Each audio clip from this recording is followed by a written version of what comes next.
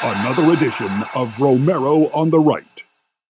In this edition of Romero on the Right, I'd like to take a brief look at the difference between Christianity and Islam. I'm not going to get too deep in it, and it's just opinion. Let's get that straight now.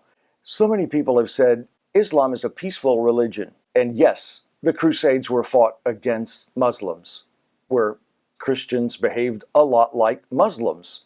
But it was a little bit less than, bombing hundreds of people out of a tower in New York City. And it was more one-to-one confrontational sort of thing, but that was a long time ago. All right, so some people have suggested this, and I'll just give you a what if. If we were really as aggressive as Muslims, do you think we would let one of their holidays go by without inflicting damage?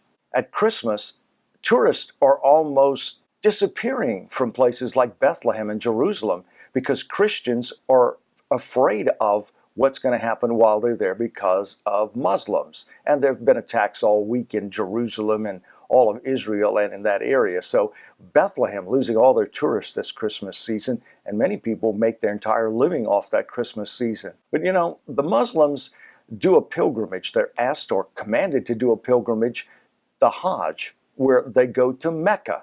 And every year there's 1 million, 2 million, 3 million Muslims crowded into one place. Many years there's stampedes, many of them get killed. If we were as bad as the Muslims, don't you think we'd drop a nuke on Mecca and get it over with? Of course, that probably would spur on a lot more violence around the world, so it's not a good alternative. But just put it into perspective. Bethlehem being inundated with threats of violence, keeping people away. The Hajj takes place in Mecca, and everybody goes there. They know they're going to be safe unless they get trampled by one of their own. Just a thought on the difference between Christianity and Islam. Thanks for watching Romero on the Right. Please click the subscribe button before leaving.